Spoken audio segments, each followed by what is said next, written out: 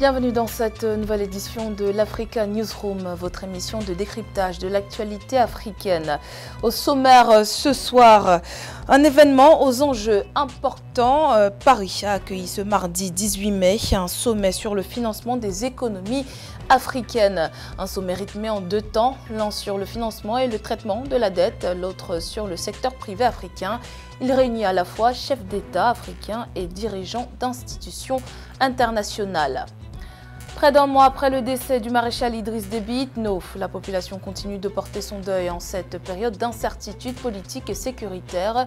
Le CNJC multiplie les hommages pour celui qu'il considérait comme un champion des réformes en faveur de la jeunesse. Et puis, la Commission économique des Nations Unies pour l'Afrique a signé deux partenariats sur des initiatives visant à améliorer le secteur de la santé en Afrique avec ABC Health. Comment se décline-t-il? Décryptage dans la suite de cette édition. Avec nous sur ce plateau pour en parler, Mahamat Assilek Alata, directeur de publication du site internet le Tchad entreplus-tribune.com. Bonsoir Mahamat. Bonsoir à vous et merci. Et notre éditorialiste Alfred Chango. Bonsoir Alfred. Bonsoir et bonsoir à mes très chères téléspectatrices. On démarre tout de suite avec l'actualité politique.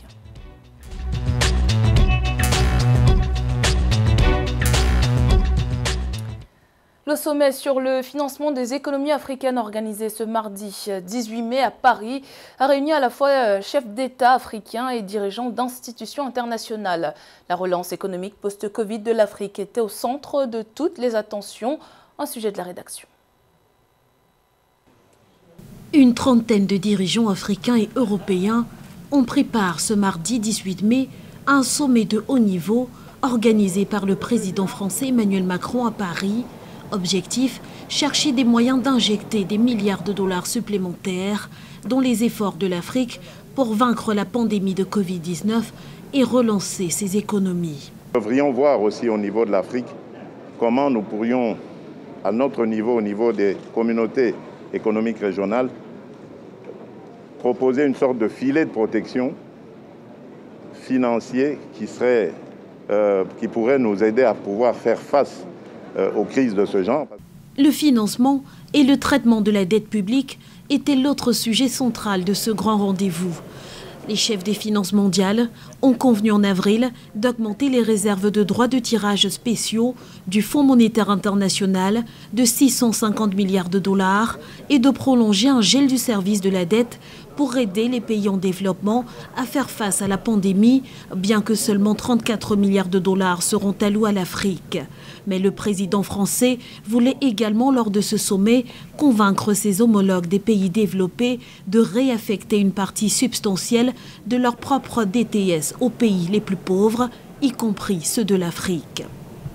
Aujourd'hui, il y a la pandémie, il y a d'autres pandémies qui touchent l'Afrique depuis trop d'années, cette crise économique et sociale et l'épicentre du terrorisme international qui est en train de se déployer en Afrique.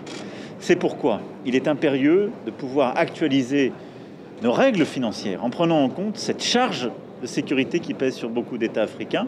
De quoi donner un peu d'air aux pays africains les plus endettés. Mais cela ne devrait pas être suffisant. La pauvreté gagne du terrain à mesure que les dettes publiques explosent. La Banque africaine de développement estime que pas moins de 39 millions de personnes pourraient tomber sous le seuil de pauvreté cette année si rien n'est fait. Parallèlement, les besoins de financement du continent ont franchi la barre de 400 milliards de dollars selon le Fonds monétaire international. Les chefs de l'État ont donc opté pour un nouveau deal. Alors, premièrement, messieurs, j'aimerais savoir qu'est-ce que vous avez pensé de ce sommet à l'initiative du président Macron. Il est déjà intéressant que la question africaine, quand même, soit au cœur des débats internationaux et que l'initiative vienne d'Emmanuel Macron. On peut l'entendre de plusieurs manières, c'est-à-dire une opération de communication pour Emmanuel Macron qui semble un peu en perte de vitesse devant l'opinion française, même si au niveau européen, bien sûr, il est encore écouté avec Angela Merkel. Ça, c'est du côté français. Et puis, en même temps, pour Emmanuel Macron, de s'affirmer devant la scène internationale comme le défenseur de l'Afrique. Et pour les chefs d'État africains, c'est aussi une manière pour eux, par rapport à leurs propres opinions, de montrer qu'ils sont attentifs aux problèmes qui s'opposent à l'Afrique, notamment cette question de financement. Mais là encore, c'est une opération de com pour les chefs d'État africains qui, sans nécessairement passer par ces dispositifs de réévaluation de la dette ou de sa restructuration, auraient pu déjà mieux gérer leurs économies avant la crise du Covid-19. Parce qu'en fait, au fond, cette crise ne fait que montrer à la puissance N+10 les carences justement de la gestion africaine. Alors, Mahamat, le président français, il se positionne un peu comme le champion de l'Afrique. Comment est-ce que les dirigeants africains doivent prendre ça en fait? Quelle image ça renvoie en fait aux populations africaines? Vous savez, comme l'avait dit, moi je pense que c'est une grosse opération de com. Quand on voit un peu les chiffres, c'est en deçà exactement des réalités que vivent les populations africaines en général. S'agissant des chefs d'État, qu'est-ce que cela peut leur parler? Vous savez, depuis les indépendances des pays africains, à chaque fois que la France claque le petit doigt, tout le monde accourt. Mais en général, le problème reste le même. Le problème de l'endettement. Depuis la nuit des temps, on en parle, rien n'a changé. Et à mon sens, je pense que c'est beaucoup plus une opération de com que quelque chose qui a été fait pour l'Afrique pouvoir... ne pourra, pour le moment, jamais être autonome? Est-ce qu'on va y arriver? Une partie de l'Afrique. Ne parlons pas, quand même, il y a des grosses pentes comme l'Afrique du Sud, qui n'a pas besoin de la France du tout. Vous allez en prendre d'autres aussi. Le président sud-africain était là. C'est beaucoup plus diplomatique qu'autre chose. Mais pour une certaine Afrique, oui. Et la France-Afrique. Voilà, ça ressemble, tout y est dans la France-Afrique. Quand vous voyez les chefs d'État africains se réunir autour de Macron, tapade au dos, etc. Ça ressemble beaucoup plus à un club d'amis qu'à des gens sérieux qui viennent discuter des problèmes de leur population. Est-ce qu'on peut dire que la solution, le président Macron, il propose un New Deal, est-ce qu'on peut dire que cette solution-là est l'utilisation des partenariats publics-privés dans l'aide au développement? J'ai eu l'impression que c'était un peu ça. Ça ne date pas d'aujourd'hui, cette question de l'entente ou public-privé. Ça ne date pas d'aujourd'hui, c'est un projet qui date de plusieurs années derrière nous. On a cru que ça serait la recette miracle pour permettre justement aux économies africaines de se relancer, de s'en sortir d'ailleurs, et d'éviter justement que les États s'occupent de ces questions-là où l'entrepreneuriat public étatique, des engagements, lorsqu'il y a eu dans les années 90 ce projet d'annulation de la dette de l'Afrique, c'était effectivement que les États avaient failli dans la gestion économique et qu'il fallait maintenant passer vers le financement du privé. Au bout du compte, le résultat est pratiquement le même. Justement, j'allais demander, est-ce que ce ne sont pas des bombes à retardement budgétaire justement pour les États africains? Tout à l'heure, quand on parlait, on se posait la question, qu'est-ce qui se cache derrière ça? Évidemment, on ne peut pas le savoir, mais on se pose aussi la question, quand on voit un peu cette offensive des pays comme la Russie ou encore les Chinois, est-ce que ce genre de conférence-là n'est pas faite surtout pour dire on est là, la France est là pour vous accompagner et cela va garder une certaine mainmise du coup. Absolument, garder une certaine mainmise. Je nuancerai un peu le propos parce que la France a fini par comprendre que par rapport à l'Afrique, seule, elle ne peut pas, elle ne peut plus aujourd'hui être ce qu'elle était pour l'Afrique dans les années 60, 70, 80. D'où l'association de l'Union européenne, l'appel aussi aux institutions internationales et de Bretton Woods et la sollicitation des États-Unis pour faire effectivement que ça ne soit plus ce face-à-face-là. Et les chefs d'État africains sont aussi conscients de ce fait-là, qu'il faut sortir de ce face-à-face. L'astuce qu'il a trouvée, c'est évidemment pour éviter le face-à-face avec l'Afrique francophone, c'est d'inviter aussi des pays anglophones qui sont venus. Vous avez cité le pays, le président de l'Afrique du Sud, Muhammadu Buhari, il est là du Nigeria, un certain nombre d'autres. J'ai entendu parler du Soudan aussi. Exactement, si, voilà. On a annulé d'ailleurs leur dette. Exactement, donc je pense effectivement qu'il y a à la fois cette idée que la France seule ne peut plus rien, mais avec les autres partenaires, et l'astuce c'est évidemment d'être comme le moteur, celui qui initie cela, en faveur de l'Afrique. Exactement. Là, on a l'impression, enfin, j'ai l'impression que la Banque mondiale, justement, toutes ces organisations, prêchent pour l'Afrique l'impératif des partenariats publics-privés. J'ai l'impression que c'est un peu ce qui se passe là. Pourtant, en France, c'est un procédé qui a été dénoncé. Et là, j'ai l'impression que le président Macron... Lui-même, en plus, voilà, il le met en avant. Ouais. Pour l'Afrique, on dit que c'est bien, mais en France, on critique. Donc, qu'est-ce qu'on doit penser de cela, en fait? Alors, oui, allez-y. Non, ce que je veux dire, c'est que en France, évidemment, l'État s'est beaucoup désengagé des entreprises pour laisser vraiment l'initiative au privé. Parce qu'on le vit, bon, mauvais gestionnaire, etc. C'était l'État-providence, et puis après, on s'est aperçu que c'était une catastrophe. Et les pays africains, au sortir des indépendances, ont copié ce modèle-là, de l'État-providence et tout. Et au bout du compte, on s'aperçoit que ça ne marche pas, et donc on croit que c'est une recette miracle, justement, de promouvoir le privé. J'ai rien contre le privé, puisque le privé pourvoit le travail, le marché du travail, etc. Mais il faut quand même une dose d'État, mais une dose d'État avec intelligence, parce qu'au fond, qu'est-ce qui fait problème aujourd'hui?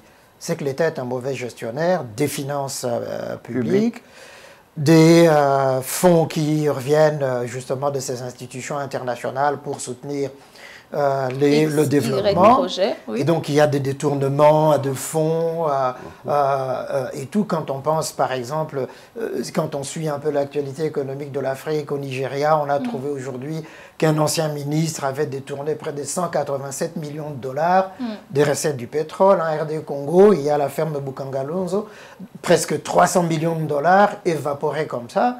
Aussi quand même qu'il y a un sérieux problème dans la gestion. Et que les exemples sont légion pour les pays d'Afrique, surtout en matière de détournement des deniers publics. Et au-delà du détournement en soi, un partenariat public-privé, quand les entreprises en question de financement les signent, ils demandent surtout la garantie, le risque lié de l'État derrière. Donc, mais il y a une par chose exemple, quand même... on va lancer un projet, on va établir un coût précis, fixe, et s'attendre à un retour sur investissement. Si derrière, les populations en question n'arrivent pas à rembourser, l'État est engagé, il doit rembourser derrière. Donc à ce moment-là, est-ce que les entreprises privées de financement ne peuvent pas revoir un peu cette manière de gérer les affaires avec les États en question? Parce que ça se trouve, par exemple, le Kenya, il y a une route qu'ils ont construite, le président kenyan, Uhuru Kenyatta, a signé un accord avec une entreprise française, je crois Vinci, je pense, pour la construction d'un tronçon Nairobi, Nakuru, Mao. Et même avant d'avoir signé, ils avaient déjà voté à l'Assemblée, voilà, le risque engagé. Donc, les populations, quoi qu'il arrive, devront payer en plus un impôt et payer aussi pour utiliser la route en question. Donc, est-ce qu'à ce niveau-là, on ne peut pas aussi revoir comment les institutions de financement travaillent avec les États pour éviter ce... Parce que les populations se retrouvent à payer deux fois. Assez souvent, j'ai comme impression que nos pays, les dirigeants de nos pays, quand ils arrivent dans ce genre de réunion, ils ne se posent pas la question de comment pourrais-je rembourser ou de comment je vais m'en sortir. Ils sont tellement dans l'urgence de vouloir avoir... Qu'ils acceptent voilà, qu'ils acceptent, vraiment... voilà, absolument. Et assez souvent, je pense que c'est ce qui cause problème.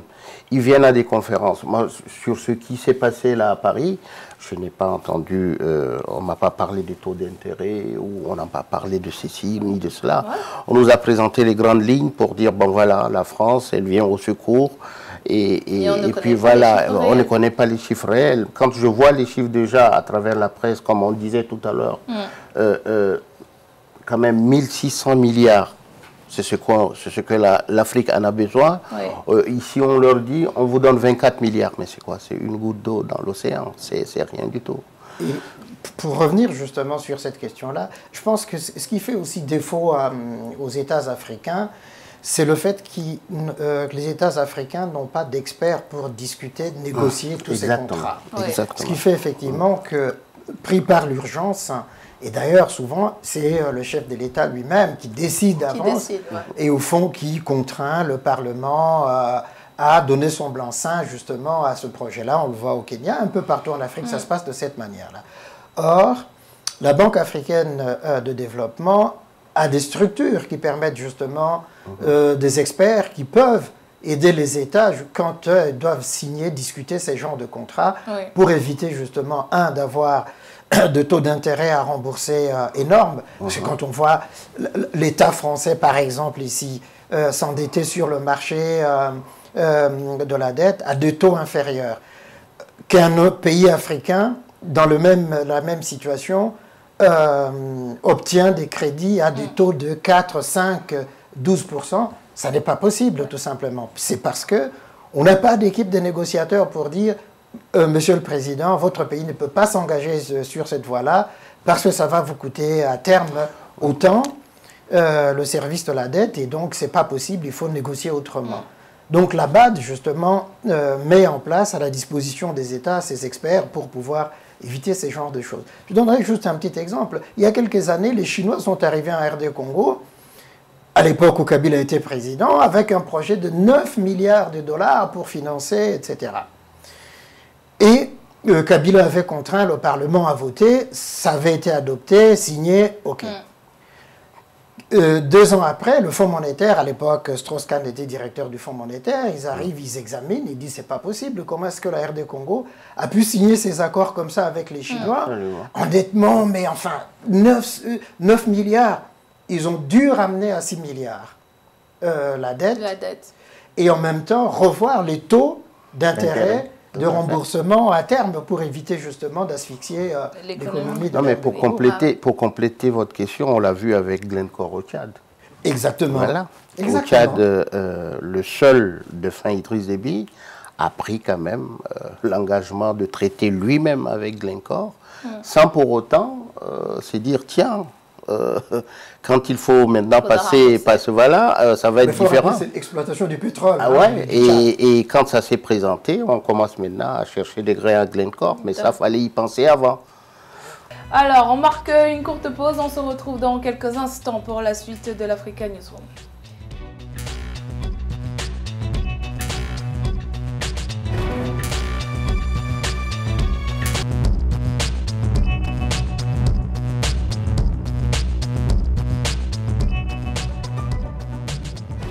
Retour dans l'Africa Newsroom pour cette deuxième partie. Nous sommes en compagnie de nos invités Mahamat Assilek Alata et Alfred Chango.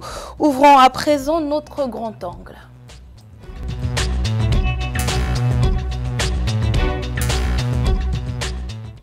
Au Tchad, le décès de l'ancien président Idriss Déby Itno continue de hanter les esprits. Près d'un mois après sa mort, les hommages rendus au maréchal se poursuivent. Le Conseil national consultatif de la jeunesse multiplie par exemple les initiatives pour honorer la mémoire de celui qu'il considérait comme le protecteur de la nation. Reportage de notre correspondant Mahamat Ramadan.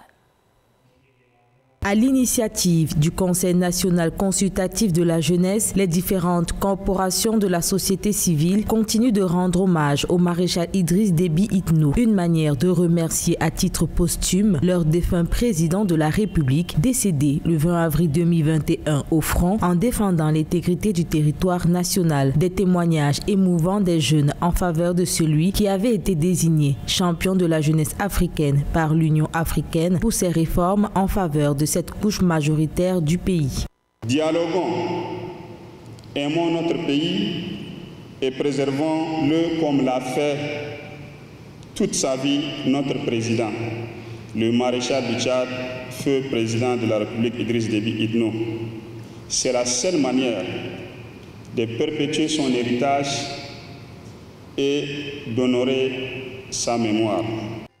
Selon de nombreux témoignages, pendant les dernières années de son règne, le feu maréchal a accordé une place importante aux jeunes dans toutes les sphères de décision de l'administration publique. Les jeunes de moins de 45 ans ont été majoritaires à son dernier gouvernement, une preuve que le défunt a fait confiance à la jeunesse pour le développement socio-économique du pays. La plupart des jeunes Tchadiens n'ont connu que le maréchal comme président de la République. Il a été pour nous un père, un protecteur de notre nation. Ceux parmi nous qui l'ont côtoyé de près savent de quoi je parle. Il a toujours eu la conviction que la force motrice de ce pays, c'est d'abord sa jeunesse. Pour rappel, le président Idriss Déby Itno, au pouvoir depuis 30 ans, est décédé le 20 avril 2021 de suite de blessures reçues au front alors qu'il commandait son armée dans des combats contre les rebelles venus de la Libye. Une tragédie pour les jeunes qui tiennent à honorer sa mémoire. Alors Mahamat, vous êtes tchadien, donc je vous interpelle en premier, protecteur de la nation. Est-ce que selon vous, cette description sied au feu maréchal Idriss Déby? Vous me posez une grande question. D'abord, paix à son âme. Mais vous savez, ce genre d'éloge n'est sied qu'aux grands dictateurs. Protecteur de la nation, on sait qu'Idriss Déby a toujours mis en avant la défense de la patrie, l'intégrité territoriale du pays, etc. Si c'est de ce point de vue, d'accord, on ira jusqu'à dire protecteur au Sahel aussi, hein, où on envoie des Tchadiens combattre. Mais par rapport aux Tchadiens de l'intérieur, je trouve que c'est un grand mot, parce que les Tchadiens ont beaucoup souffert en 30 ans de règne d'Idriss Déby, où il y a des manquements à tous les niveaux. Et de ce point de vue, je ne peux pas dire protecteur quand même de la nation. Alors, Alfred, aujourd'hui, est-ce que le Tchad a le luxe, on va dire ça comme ça, de se permettre une situation d'instabilité politique? Bien, d'abord rendre hommage à la mémoire d'Idriss Itno Déby. 30 ans, c'est pas peu à la tête d'un pays, donc on était un peu habitué à le voir, à sa présence, et donc paix à son âme, et puis condoléances à sa famille et puis aux Tchadiens. On voit déjà dans le reportage que d'un côté, il y a effectivement ceux qui ont été proches d'Idriss Itno Déby, qui sont dans les loges envers le mort, et de l'autre côté, avec les manifestations qui ont lieu aujourd'hui au Tchad. Contre le CNT. C'est ça, donc on voit effectivement que si au niveau régional, si au niveau international, effectivement, il a été un pôle de stabilité, il a été un acteur majeur contre le terrorisme, etc. Oui. À l'intérieur, il a quand même tenu de main de fer le Tchad. Il a arrêté des opposants, certains sont morts, ont disparu sans qu'on sache très bien ce qu'ils sont devenus. Et de l'autre côté, il a donné une petite fenêtre de respiration en essayant d'ouvrir le champ politique, mais en tenant toujours de main ferme justement son pays. Donc on peut dire effectivement, de ce point de vue-là, que c'est mitigé. Question de la stabilité ou de l'instabilité, non, le Tchad doit être stable. C'est-à-dire que c'est facile quand on ne tient pas compte justement de la configuration géographique et géopolitique au fond du Tchad. C'est-à-dire que ce carrefour entre l'Afrique centrale, l'Afrique du Nord, l'Afrique occidentale, l'Afrique orientale. Et donc, c'est vraiment un point stratégique. Une déstabilisation du Tchad, c'est tout cela qui s'écroule, c'est ce château de cartes qui s'écroule. Par conséquent, il faut effectivement que le Tchad reste stable. Ça, il en prend le chemin, mais ça n'est pas évident, bien sûr. Personne ne pouvait s'attendre effectivement que ça soit facile, hein, que le CMT prenne le pouvoir et que les Tchadiens puissent les laisser faire. Non, non, je crois que c'est aussi bien que le jeu démocratique continue malgré tout. Pour que le CMT ne considère pas que c'est un acquis une bonne fois pour toutes, que c'est un blanc-seing qu'on lui donne pour diriger le Tchad dans cette période de risque d'instabilité du pays. Donc je crois effectivement que c'est bien qu'il y ait des manifestations, c'est bien que le CMT ait conscience qu'il n'y a pas ce blanc-seing, et c'est bien que tout le monde aussi prenne conscience qu'il faut soutenir quand même les Tchad dans ce moment critique de son histoire. Mohamed, est-ce que vous pensez que le CNT parviendra à gagner une certaine légitimité? Ils ont 18 mois, selon le président, pour organiser la transition. Est-ce que vous pensez qu'ils vont respecter? Moi, je n'y crois pas. Moi, je n'y crois pas pour X raisons. D'abord, je trouve que la chose a été faussée dès le départ. Le simple fait que Idriss Déby est mort, automatiquement, c'est son fils qui en devient l'héritier, et que ceux qui ont été convoqués pour constituer le socle de ce regroupement CMT ont été toujours les proches. Vous voyez, les officiers de rang, ceux qui ont été dans la garde présidentielle, la DGSI, etc. Donc vous ne pensez pas qu'il y aura une réelle transition dans le régime? Je ne pense pas. Pour l'instant, c'est encore nouveau. Il faudrait peut-être regarder d'ici 2-3 mois pour se faire un avis. Mais moi, je ne pense pas, parce que c'est un pays qui est assez agité. Quand tout à l'heure, Alfred disait qu'il y a une certaine stabilité. Pour quelqu'un qui connaît le Tchad, de loin, c'est l'aperçu qu'on a. Mais quand on connaît le Tchad de l'intérieur, tout est bouillant. Tout est bouillant, absolument. Les jeunes qui manifestent et qui sont réprimés dans le sang, on tire sur eux avec des balles réelles. Ça encoche quelque chose à la démocratie. Les gens qui manifestent, quand vous allez leur demander leurs griefs, c'est des griefs, c'est des choses simples et de tous les jours. Les gens ne mangent pas, les gens ne se soignent pas, les gens ne vont pas à l'école. Les gens, même quand ils sont devant la justice, c'est le plus fort qui a raison sur le plus faible. Et quand on a une population qui est comme ça, on ne peut pas dire que c'est stable. En plus de ça, il y a quand même des regroupements armés, des rébellions qui, dernièrement, on en a vu, et qui sont là. Ce n'est pas parce qu'ils ne sont pas actifs qu'ils ne sont pas là. Vous allez justement parler les rebelles du FACT. Non, ceux de facto, oui. Ce que vous appelez, sont les mieux armés parce que là, ils descendent de la Libye. Mais il y a d'autres. Il y a des cellules dormantes dans tout le nord du Tchad où des factions de rebelles attendent toujours le moment opportun pour... Est-ce que vous pensez que si on ne stabilise pas la situation au Tchad, est-ce qu'on peut, à terme, avoir un scénario comme la Libye?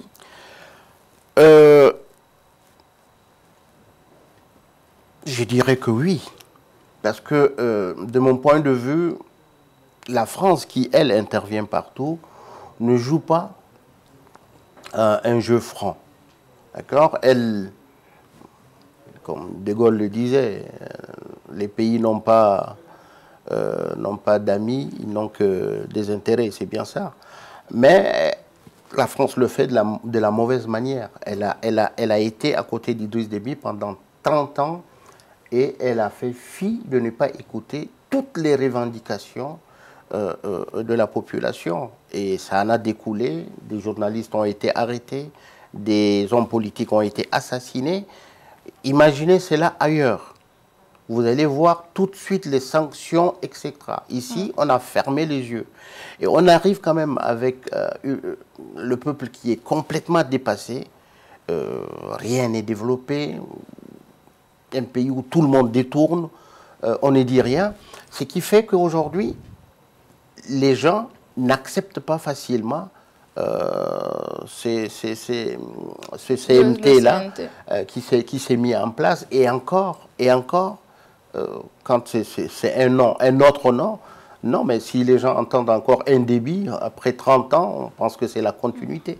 Alors Alfred, comment est-ce que vous appréciez la gestion de la question tchadienne par l'Union africaine, ou peut-être seulement par le groupe de la région CEMAC?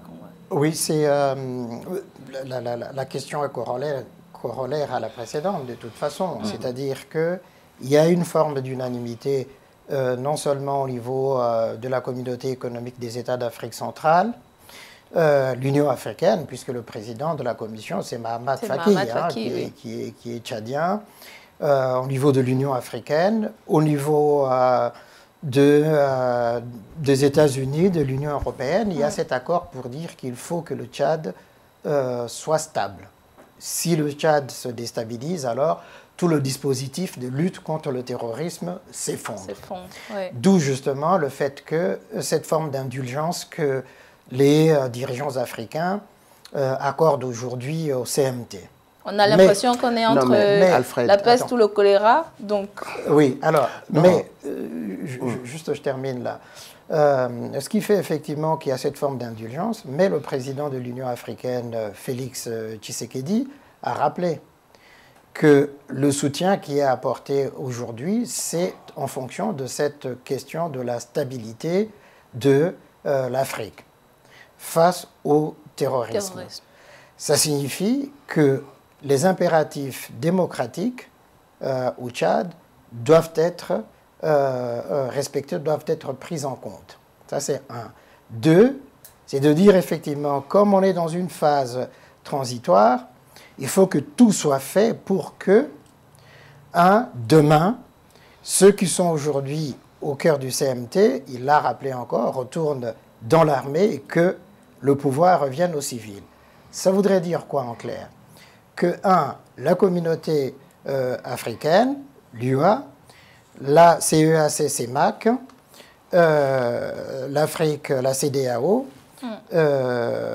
et donc tous sont quand même très vigilants là-dessus pour dire au CMT, vous avez dit 18 mois, ça sera 18 mois, on verra ce qui va se passer, mais en attendant, faites gaffe à ne pas excéder ce délai-là. Donc voilà un peu ce qui est en train de se nouer maintenant. Dans le cas de figure, imaginons hypothétiquement, le CMT ne respecte pas les 18 mois. Est-ce que vous pensez que l'Union africaine ou la CEMAC puisse infliger des sanctions dissuasives, du moins? Quelle influence ils ont? Je vais reposer encore la même question. Où est-ce que vous avez vu l'Union africaine prendre des sanctions et les entériner et que les gens ont eu peur? Où? Donc, on me donne un exemple. Le président Tshisekedi dit... Ce n'est pas convaincant pour moi. Non, mais bien sûr. Tshisekedi dit, oui, 18 mois, mais après, comme il l'a dit Alfred, retournez dans vos casernes. Ce n'est pas aussi facile comme ça. Moi, d'où la vigilance des Tchadiens eux-mêmes. Toutes ces manifestations qui ont lieu. Mais absolument. Mais Alfred, elles peuvent être réprimées aussi. Ces manifestations... Mais vous réprimez les manifestations, vous attirez aussi la colère de l'opinion internationale, la communauté internationale. Mais oui, dans le cas du Tchad, je vous dis encore, je vous renvoie la balle, M. Alfred, on a assassiné des hommes politiques. Mais je l'ai dit tout à l'heure. Qu'est-ce qu'on a dit? On a essayé de parler un peu pour faire semblant on est en colère, c'est passé. On a réprimé, on a pris des journalistes, on les a foutus en prison. Mais 30 ans durant, les Tchadiens n'ont vu que ça. Bien sûr. D'accord? Donc pour eux, en soi, la communauté internationale, elle était où à cette période-là? Et maintenant, c'est elle qui vient nous dire, oui, calmez-vous, dans 18 mois, les choses reviendront. Mais avec quelle garantie?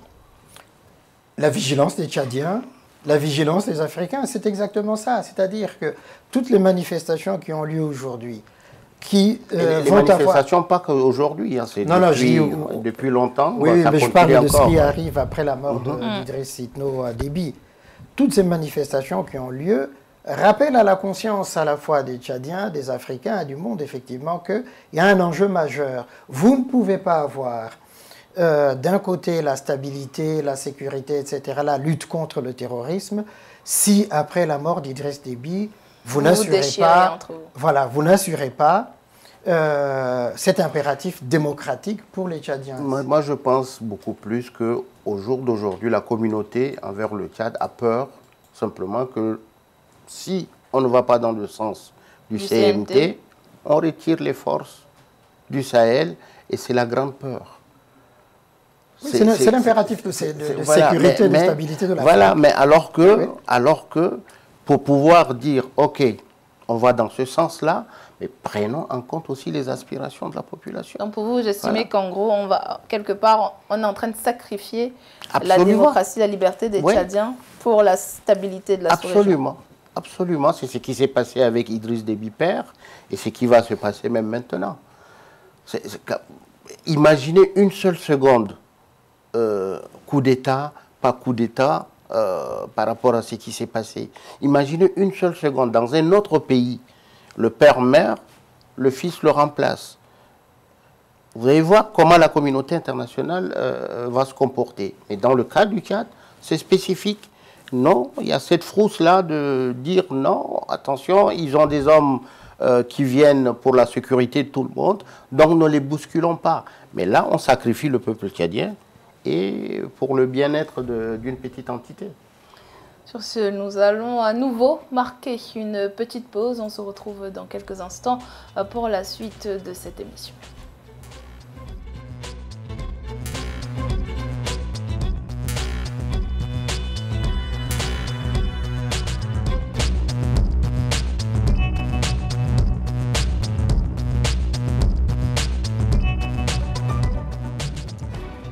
Troisième et dernière partie de l'Africa Newsroom, toujours en compagnie de Mahamat Assilek Alata et Alfred Chongo. Zoom à présent sur notre sujet société.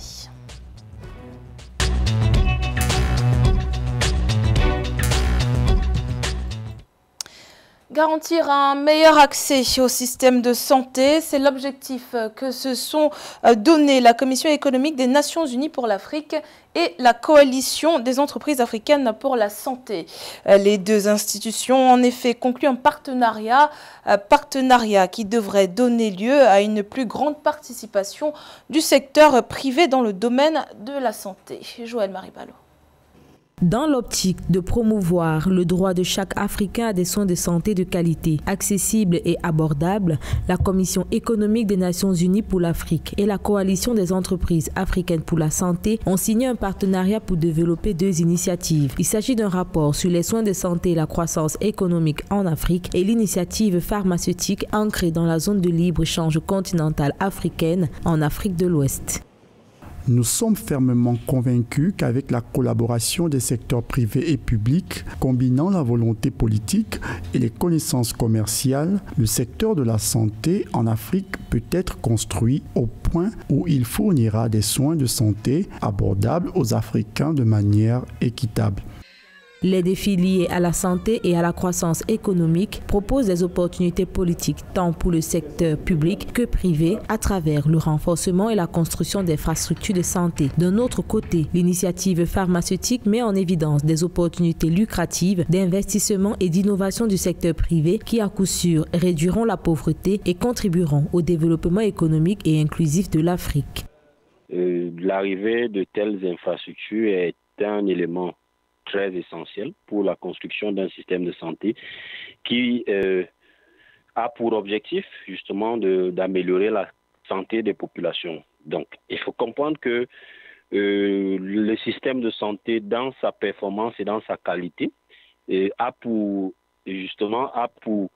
premier but de pouvoir permettre à ce que les populations ne puissent pas justement mourir de quelque chose dont on peut éviter en quelque sorte.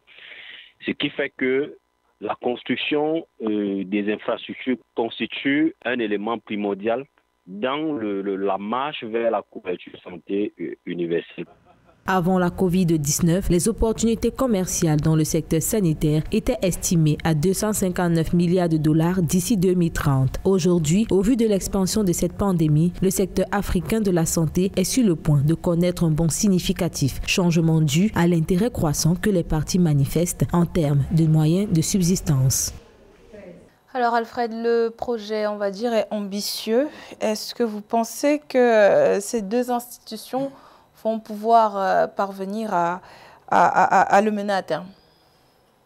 Si la Commission économique des Nations Unies pour l'Afrique lance cette initiative, il faut qu'elle mette les moyens aussi de son initiative. Or, quand on regarde aujourd'hui ce qu'est le système de santé dans chacun des pays africains, et des carences énormes que l'on constate, non seulement en termes d'infrastructures, des moyens pour la santé, des limites d'absence presque d'industrie pharmaceutique pour produire les médicaments sur place, carence de la recherche médicale et pharmaceutique.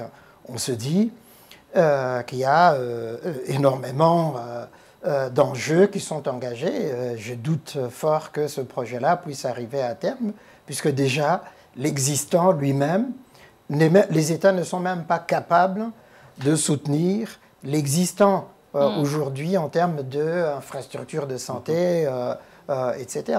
Je pense simplement, on a parlé du Covid-19, de la pandémie.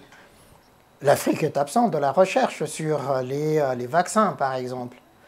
Ce sont à d'autres, comme toujours, qui ont mobilisé les moyens financiers énormes et sollicité des laboratoires qui ont apporté des réponses. Combien de laboratoires de recherche en Afrique aujourd'hui? Ça, c'est d'abord de l'ordre des États. On peut avoir des macro-projets comme ça, c'est bien, mais c'est au niveau des États, micro-projets, qu'on aurait pu agir.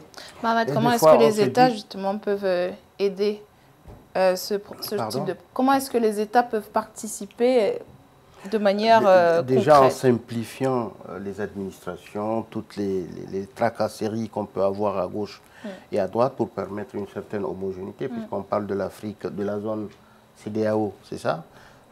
Je suis sûr que pour faire ce projet-là, vous avez trouvé le Ghana qui se retrouve dans une autre législation, différente de la Côte d'Ivoire, différente du Togo. Déjà, il faut harmoniser tout cela. À ce moment-là, est-ce que la ZLECAf, justement, ne doit pas entrer en compte? On a parlé de la ZLECAf, la zone de libre-échange continentale africaine. Je disais tout à l'heure déjà qu'il y avait un projet similaire à laquelle on s'était inscrit à Sciences Po et on avait été sollicité pour ce genre de projet. Le problème, c'est qu'on vous fait des grandes annonces, mais après, sur le terrain, la réalité est tout autre. Vous arrivez justement, vous parlez des législations qui sont différentes. Et tout cela, ça ne permet pas.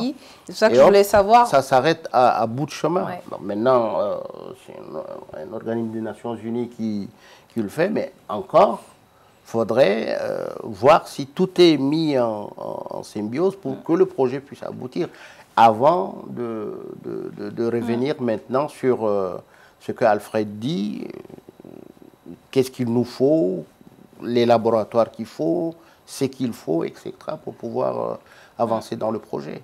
Justement, vous parliez des lois, vous parlez que les législations sont différentes.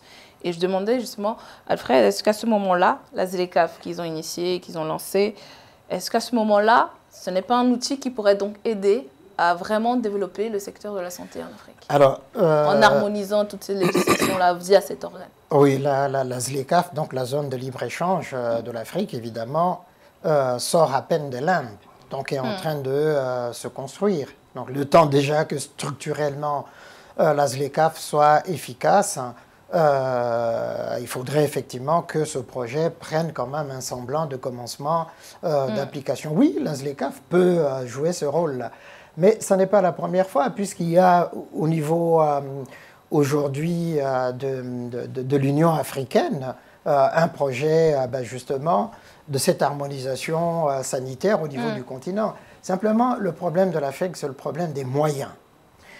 Ces moyens, ce sont les ressources financières qu'on peut mobiliser d'abord au niveau du continent pour soutenir une telle initiative. les disparités sanitaires existent, les disparités économiques existent entre les différents pays, soit de la CEDEAO ou de la CEMAC, etc., au niveau de toute l'Afrique. Mais c'est déjà vraiment à ce niveau-là, je dis, mais vraiment terre à terre, qu'il faut commencer à agir au lieu d'attendre des gros projets comme ça. Le problème des institutions internationales, c'est ça. C'est de ne pas s'appuyer sur l'existant pour dire comment on transforme, comment on améliore l'existant, quels sont les moyens qu'on amène pour que cet existant-là puisse servir de base au projet à long cours qui arrive. On procède à l'envers. On lance un gros truc comme ça. On fait des grandes annonces. Exactement. Et puis après, au bout du chemin, on s'apercevra que ça ne s'accomplit pas, ça ne se réalise pas. Donc il y a un problème de méthode là, à mon avis. Là, ils veulent impliquer justement le secteur privé et pour garantir des soins abordables, équitables pour tous. Mais est-ce que l'implication du secteur privé, on sait quand même qu'en général, quand le secteur privé investit dans quelque chose, c'est pour avoir un retour d'investissement ensuite. À ce moment-là, est-ce qu'on peut vraiment garantir des soins abordables et équitables pour tous, connaissant les disparités en Afrique? Si l'État lui-même, avec tout le mécanisme qu'il faut, n'arrive pas à donner des garanties, je ne pense pas que le secteur privé puisse lui venir dire voilà ce que je peux faire mieux que l'État. C'est impossible. Vous avez si bien dit, le secteur privé finance pour avoir en retour, tout est dans le commercial, alors qu'ici, dans un secteur public, moi je pense qu'il faut aller plus loin, il faut harmoniser les choses. Au lieu de faire des grandes annonces comme Alfred le disait, il faudrait d'abord travailler sur des choses terre à terre. Est-ce que cela et ceci vont ensemble? Est-ce qu'on peut harmoniser entre tel pays et tel pays? Ça peut être ensemble. Maintenant, si on a tous les résultats escomptés, à ce moment-là, on peut se lancer dans le projet et faire des grandes annonces. Mais assez souvent, on aime faire ça, nous Africains, des grandes annonces, et après, le travail, il est pénible et il ne s'effectue pas. Alors, si je peux ajouter un petit mot, tout simplement, c'est que, bon, nous ne sommes pas là pour diaboliser le privé. Bien évidemment. Nous savons que le privé est nécessaire. Simplement, si ça doit se faire, il faut que l'État soit le garant, justement, fixe les règles du jeu. Pour dire, effectivement, bien, nous confions à telle entreprise privée la construction, je ne sais pas, des laboratoires de recherche, etc. Bien, quelle est la marge, justement, que nous lui accordons et qui permettent, justement, aux populations d'être les bénéficiaires sans s'essaigner aux quatre veines. C'est ça le vrai enjeu de ce genre de projet. Alors, au-delà de... Vous avez parlé justement de comment est-ce que l'État peut aider. On a parlé d'investissement. Mais est-ce que sur le plan éducation également, l'État peut jouer un rôle pour développer les systèmes de santé en Afrique? Ben oui, ça va de soi. Il faudrait que l'État puisse investir dans l'éducation pour pouvoir développer. En enseignant aux gens exactement la nécessité de la santé, ça va de soi que c'est bénéfique pour les populations. Moi, j'ajouterais simplement ceci, qu'effectivement, c'est à l'État qu'il revient cette tâche-là. Simplement, aujourd'hui, quand on regarde les structures de formation sanitaire en Afrique, écoles d'infirmiers, infirmières, les facultés de médecine, de pharmacie, etc., ce sont les parents pauvres, justement, des financements publics. Ce qui fait effectivement que on a des personnes qui sont formées. Dans certains cas, très peu d'entre eux sont vraiment très bien formés. Et donc, ça crée des carences au niveau pratique. Donc, il faut améliorer à la fois les structures d'accueil, la qualité des enseignements, la qualité des formateurs, pour qu'il y ait des personnes, des étudiants qui soient très bien formés et qui soient utiles à la société. L'une des difficultés qu'on rencontre au-delà de cette question, justement, c'est que au fond, les Africains, ils n'ont pas de sécurité sociale. Ils ne peuvent pas prendre en charge les soins de santé. Donc, ça devient compliqué. Donc, il faut effectivement trouver des mécanismes qui permettent que, bon, vous formez très bien, etc. Le nombre qu'il faut, ça n'est pas suffisant aujourd'hui, mais la qualité, et puis après, permettre que ces gens-là puissent travailler dans de très bonnes conditions. Absolument. C'est là où je voudrais en venir. Quand vous voyez, vous prenez un pays comme le Tchad, je pense que le problème est partout en Afrique. les médecins formés pour les pays ne sont pas sur place.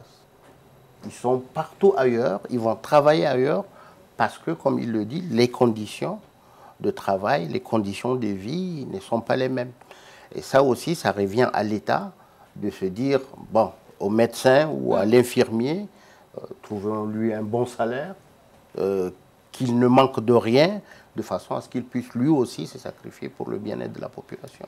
Et aussi, l'Afrique est à la traîne au niveau santé. Disons que voilà, on a les infrastructures, on a les personnes correctement formées.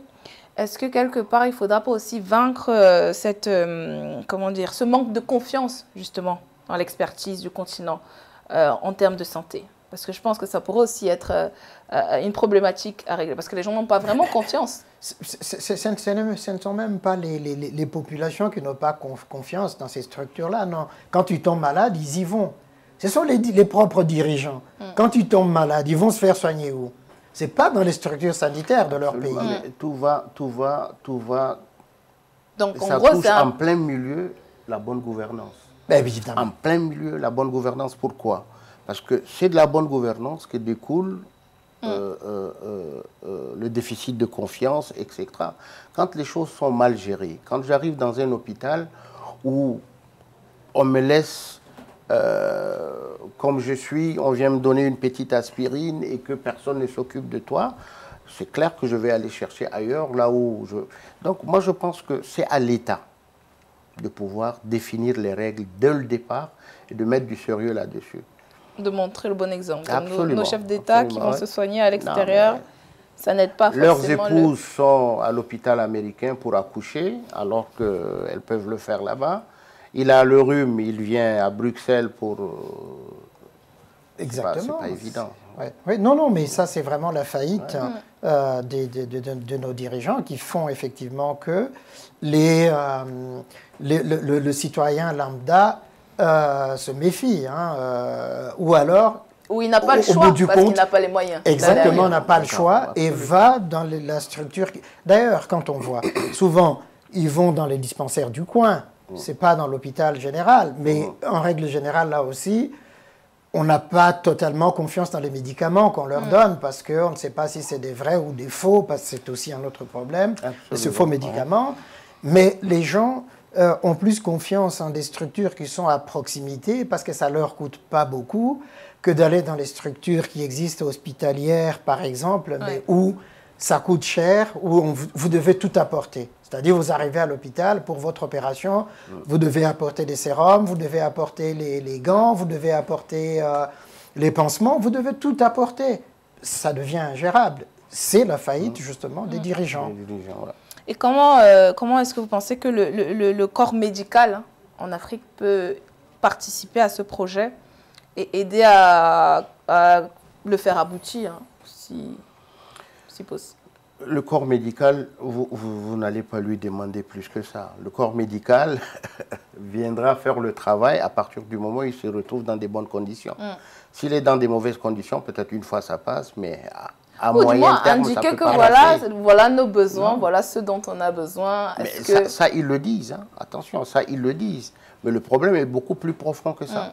Un médecin, moi j'entends dire, un médecin qui arrive, il dit « je manque de tout ». On les voit dans les reportages, il dit oui, bon, je me trouve devant un cas d'urgence, mais je manque de tout. Je n'ai pas de matériel pour travailler. À la limite, vous allez lui faire carrément un désamour par rapport à son métier, à force, parce que c'est un problème très sérieux quand même. Pour terminer. Oui, non, mais heureusement qu'on a tout de même des personnels de santé de très très grande qualité en Afrique. Que ce soit et résilients surtout. Exactement. Qui font au mieux pour distribuer la santé. Qui se sacrifient beaucoup. Hein. Exactement. Qui se sacrifient beaucoup. Ça sera le mot de la fin. Merci Mamata Silek Alata. Et merci Alfred Changof d'avoir participé à cette émission. Et merci à vous de nous avoir suivis. À bientôt.